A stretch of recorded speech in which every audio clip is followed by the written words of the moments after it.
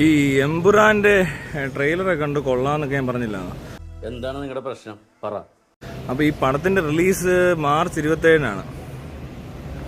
പക്ഷെ വേറൊരു പ്രശ്നമുണ്ട്. എന്താണ് പിന്നെ? അല്ല എന്തെങ്ങനെയൊക്കെ പറയണേ? പിന്നെ ഞാൻ എങ്ങനെയൊക്കെ പറയണം? നേരത്തെ റിലീസാക്കിയാലും നന്നായി. പിന്നെ ഒരു 10 ദിവസം കൂടെ കഴിയുമ്പോഴത്തേനും, ഒരു 10-12 ദിവസം കഴിയുമ്പോഴത്തേ ഈ സാധനം വരുന്നുണ്ട്. ഇത് കണ്ടോ? പൊതുവാൾജി എനിക്കിനെ ചോര കളക്കണ്ടട്ടാ. കൂൾ ഡൗൺ കാർബി, കൂൾ ഡൗൺ.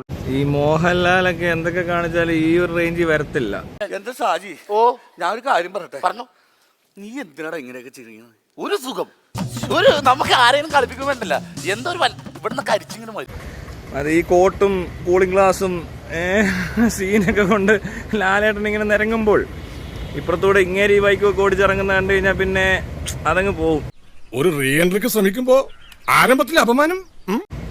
അപ്പോ ശരിക്കും പറഞ്ഞാലേ എമ്പുരാൻ അങ്ങോട്ട് മാറിക്കഴിയുമ്പോ മമ്മൂട്ടി ഫാൻസിന് ആഘോഷിക്കാനുള്ള സാധനം വരുന്നുണ്ട്.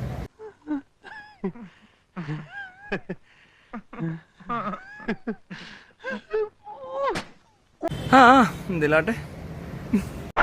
ஆண்டவனே, இதுவரை செய்ததில் எந்தெங்கிலும் தப்பிருந்தால் மன்னிச்சு கருணை காட்டி எங்களை கடைசி வரை காப்பாத்தப்பா.